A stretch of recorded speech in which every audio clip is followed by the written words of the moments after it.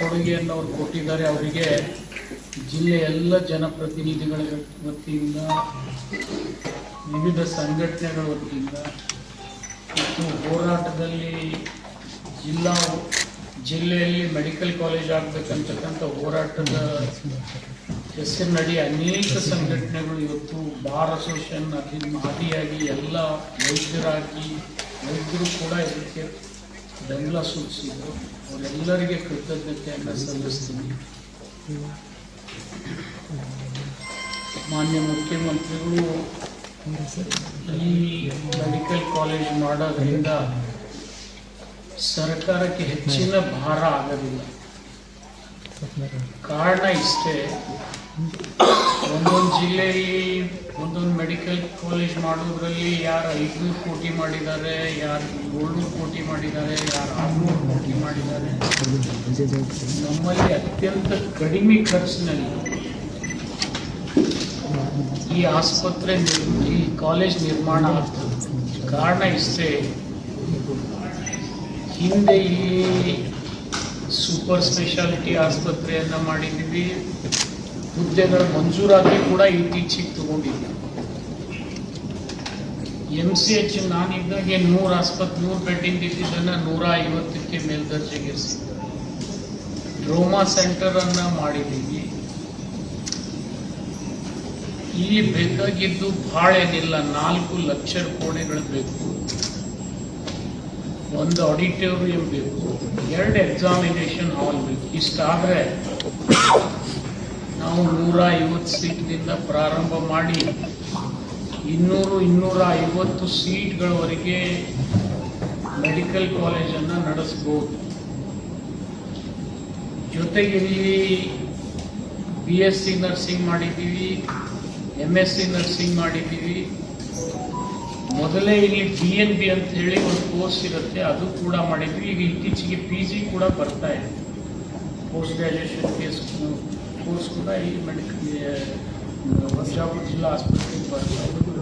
ಈ ಹಿನ್ನೆಲೆಯಲ್ಲಿ ಹೆಚ್ಚಿಗೇನು ಭಾರ ಇಲ್ಲದೆ ಕೇವಲ 4 ಲಕ್ಷ ಕೋಣೆಗಳು, 2 ಆಡಿಟೋರಿಯಮು, 2 ಎಕ್ಸಾಮಿನೇಷನ್ ಹಾಲ್ ಆದರೆ ನಾವು ಫೈನಲ್ MBBS ವರೆಗೆ ಇಲ್ಲಿ ಕಾಲೇಜನ್ನು ಪ್ರಾರಂಭ ಮಾಡತಕ್ಕಂಥ ಅವಕಾಶ ಇದೆ. ಇದರಿಂದ ಬಿಜಾಪುರ ರೋಗಿಗಳಿಗೆ ಮೇಲೆ ಸಾಂಗ್ಲಿ, ಮಿರಜು, ಸೋಲಾಪುರ ಹೋಗ್ತಕ್ಕಂಥದ್ದು ತಪ್ತದೆ. ಜೊತೆಗೆ ಕ್ಯಾನ್ಸರ್ ಆಸ್ಪತ್ರೆ ಕೂಡ ನಾನು ಅಡಿಗಲ್ ಹಾಕಿದ್ದೀನಿ, ದುಡ್ಡು ಕೊಟ್ಟಿದ್ದೆ, ಅದು ಅರ್ಧಂಬರ್ಧ ಆಗಿದೆ. ಅದನ್ನು ಪೂರ್ತಿ ಮಾಡಿದರೆ ನಮಗೆ ಇನ್ಯಾವುದೇ ಜರೂರತ್ತಿಲ್ಲ. ಇಷ್ಟರ ಮೇಲೆ ನಮ್ಮ ಮೆಡಿಕಲ್ ಕಾಲೇಜ್ ಅತ್ಯಂತ ಕಡಿಮೆ ಖರ್ಚದಲ್ಲಿ, ಏನು ರಾಜ್ಯದಲ್ಲಿ ಏನು ಖರ್ಚು ಮಾಡಿದರೆ ಎಲ್ಲ ಬೇರೆ ಬೇರೆ ಮೆಡಿಕಲ್ ಕಾಲೇಜ್ ಅದರ ಅರ್ಧದಷ್ಟು ಇಲ್ಲ, ಅರ್ಧಕ್ಕಿಂತ ಕಡಿಮೆ ಹಣದಲ್ಲಿ ಬೇರೆ ಕಡೆ 500 ಕೋಟಿ ಖರ್ಚು ಮಾಡಿ ಕಾಲೇಜ್ ಮಾಡಬೇಕಾಗ್ತದೆ. ನಮ್ಮಲ್ಲಿ ಭಾಳ 150 ಕೋಟಿಯಲ್ಲಿ ಈ ಎಲ್ಲ ಸವಲತ್ತುಗಳನ್ನು ನಾವು ಸೃಷ್ಟಿ ಮಾಡಲಿಕ್ಕೆ ಅದನ್ನು ಮಾನ್ಯ ಮುಖ್ಯಮಂತ್ರಿಗಳು ನಾಳೆ ಪುನರುಚ್ಚಾರ ಮಾಡಬೇಕು ಮತ್ತು ಅವ್ರು ಕೊಟ್ಟಿರ್ತಕ್ಕಂಥ ಈ ಕೊಡುಗೆಗೆ ಬಿಜಾಪುರ ಜಿಲ್ಲೆ ಜನಪ್ರತಿನಿಧಿಗಳ ವತಿಯಿಂದ, ಸಂಘಟನೆಗಳ ವತಿಯಿಂದ ಅವರಿಗೆ ಕೃತಜ್ಞತೆಯನ್ನು ಸಲ್ಲಿಸ್ತೀನಿ. ಅನೌನ್ಸ್ಮೆಂಟ್ ಮೊದಲೇ ಮಾಡಿದ್ರೆ ಇನ್ನೂ ಈ 100 ದಿನ ಹೋರಾಟ ಮಾಡಿ ಜೈಲು ಹೋಗೋದು, ಆ ಕಡೆ ಟೆಂಟ್ ಕಿತ್ತು ಹಾಕೋದು ಇದೆಲ್ಲ ಆಗ್ತಿದ್ದಿಲ್ಲಲ್ಲ. ಮೊದಲೇ ಇದನ್ನು ಮಾಡಿದರೆ ಇನ್ನೂ ಜನರಿಗೆ ಇನ್ನೂ ಸರ್ಕಾರ ಮೇಲೆ ಹೆಚ್ಚು ಗೌರವ ಬರ್ತಿತ್ತು ಅನ್ನುವಂಥ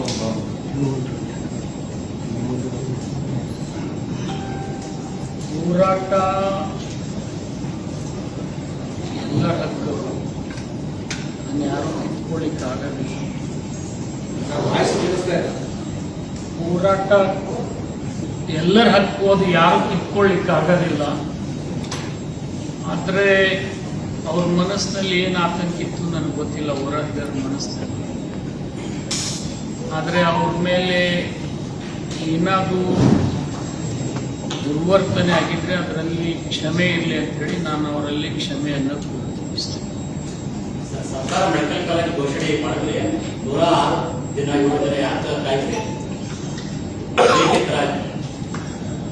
ಇದಕ್ಕೆ ಎರಡು ಕಾರಣ ಇದಾವೆ. ಒಂದು, ಹಿಂದಿನ ಸರ್ಕಾರ ಬಿಜೆಪಿ ಸರ್ಕಾರ ಬಂದಾಗ ಸನ್ಮಾನ್ ಸಿದ್ದರಾಮಯ್ಯನವರು 14-15ರಲ್ಲಿ ಘೋಷಣೆ ಮಾಡಿದ್ರು, ಪ್ರತಿ ಜಿಲ್ಲೆಯಲ್ಲಿ ಸರ್ಕಾರಿ ಮೆಡಿಕಲ್ ಕಾಲೇಜನ್ನೇ ಮಾಡ್ತೀನಿ.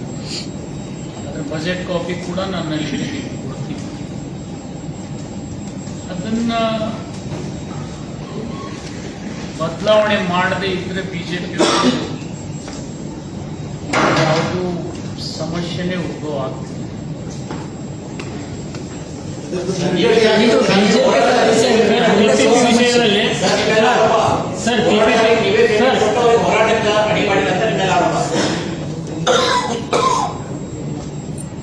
ಯಾರು ಆರೋಪ ಮಾಡಿದಾರಲ್ಲ ಅವ್ರ ಆತ್ಮ ಮುಟ್ಕೊಂಡು ಹೇಳಿ.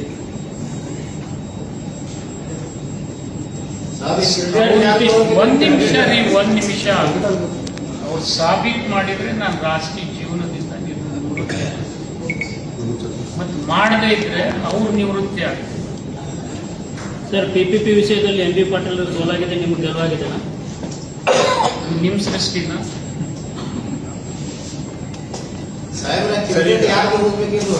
ಕ್ರೆಡಿಟ್ ಯಾರು ಹೋರಾಟ ಮಾಡಿದಾರೆ ಅವ್ರಿಗೆ. ಇದಕ್ಕೋಸ್ಕರ PI ಹೋಗುವ ಅನಿವಾರ್ಯತೆ ಬಂತ. ಡಿಸೆಂಬರ್ 12ಕ್ಕೆ PI ಸರ್ಕಾರ ರೇಟಿಂಗ್ ಬೋರ್ಡ್ ಕೊಡಬೇಕು ಅಂತ ಕೂಡ PI ಹೋಗಿದ್ರು. ಅದ್ರ ಬಗ್ಗೆ ನಾನು ಮಾಹಿತಿ ಕೊಟ್ಟರೆ ಅದಕ್ಕೆ ನಾನು ಸರ್, ಮಾನ್ಯ ಮುಖ್ಯಮಂತ್ರಿ ಕೇಸ್ ಆಗಿದೆ ಸರ್, 6 ಜನ ಜೈಲಿನಲ್ಲಿದ್ದಾರೆ. ಕೇಸ್ ವಾಪಸ್ ತಗೋಬೇಕಂತ ಅವರು ಬೇಡಿಕೆ ಇದೆ. ಈ ನಿಟ್ಟಿನಲ್ಲಿ ಮುಖ್ಯಮಂತ್ರಿ ನಾನು ಹೋರಾಟಗಾರರಿಗೆ ಬೆಂಬಲ ಸೂಚಿಸ್ಲಿಕ್ಕೆ ಹೋಗಿರೋ ನಿಜ. ನನ್ನ ಮನಸ್ಸು ಇವತ್ತು ಕೂಡ ಹೋರಾಟಗಾರರ ಜೊತೆ ಇದೆ. ಅವ್ರ ಮೇಲೆ ಹಾಕಿರ್ತಕ್ಕಂಥ ಕೇಸ್ಗಳನ್ನು ಹಿಂಪಡೀಲಿಕ್ಕೆ ಮಾನ್ಯ ಮುಖ್ಯಮಂತ್ರಿಗಳಲ್ಲಿ ನಾನು ನಿವೇದನೆ ಮಾಡ್ತೀನಿ. ಬೇಷರತ್ತಾಗಿ ಹಿಂದೆ ತೆಗೆದುಕೊಳ್ಳಬೇಕು. ಅದು ಯಾವುದೇ ಷರತ್ತಿಗೆ ಅವ್ರು ಏನು ಹೇಳ್ತಾರೆ ಆ ರೀತಿನೇ ಮಾಡಿಕೊಡಿಸ್ತಕ್ಕಂಥ. ಸರ್, ಮಾನ್ಯ ಮುಖ್ಯಮಂತ್ರಿ ಸಿದ್ದರಾಮಯ್ಯ ಇದನ್ನು ಕೊನೆ ಭೇಟಿ. ಮಾನ್ಯ ಮುಖ್ಯಮಂತ್ರಿ ಸಿದ್ದರಾಮಯ್ಯ ಅವರು ವಿಜಯಪುರ ಜಿಲ್ಲೆ ಕೊನೆ ಭೇಟಿ. ನೀವು ಅವ್ರಿಗೆ ಕೇಳಬೇಕು.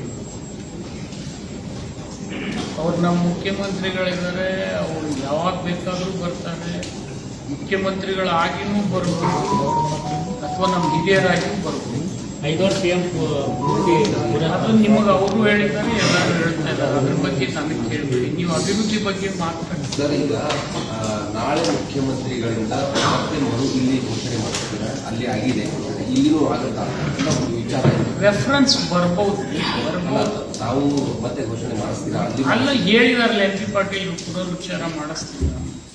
ಆಮೇಲೆ ಪ್ರಮುಖವಾಗಿ ನಾಳೆ ಮುಖ್ಯಮಂತ್ರಿ ಅವರಿಂದ ಈ ಕೇಸನ್ನ ಹಿಂದಕ್ಕೆ ಪಡ್ಕೊಳ್ಳುವಂಥದ್ದು ಏನಾದರೂ ಅವ್ರ ಕಡೆಯಿಂದ ಎನಿಸಿದ್ರೆ ಮತ್ತಿಷ್ಟು ಬಲ ಬರುತ್ತೆ ಹೋರಾಟಗಾರ ಆತ್ಮಸ್ಥೈರ್ಯ.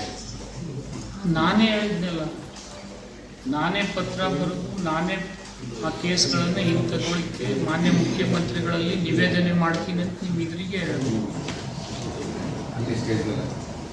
ಅಲ್ಲಿ ಹೇಳ್ಬೋದು, ಇಲ್ಲಿ ಹೇಳ್ಬೋದು, ನಿನ್ನೆನೂ ಹೇಳಿರ್ಬೋದು. ಈಗ ಒಂದು ಸ್ಟೆಪ್ ಆಯ್ತು, ಸರ್ಕಾರ ಕಡೆಯಿಂದ ಅದನ್ನು ಆಶ್ವಾಸನೆ ಬಂದಾಗಾಯ್ತು. ನೆಕ್ಸ್ಟ್ ಮುಖ್ಯವಾಗಿರೋದು ಅದು ಬಜೆಟ್ ಅಲ್ಲಿ ಅನೌನ್ಸ್ ಮಾಡಬೇಕು. ಅದು ಯಾವುದೇ ರೀತಿಯಲ್ಲಿ ಒಂದು ಕಂಪ್ಲೀಟ್ ಆಗಬೇಕು ಅನ್ನುವಂಥದ್ದು ಬಜೆಟ್ ಅಲ್ಲಿ ಅನೌನ್ಸ್ ಮಾಡುವ ಸಾಧ್ಯತೆ. ಯೂಶುವಲಿ ಇಂಥ ಯೋಜನೆಗಳು ಬಜೆಟ್ ಅಲ್ಲಿ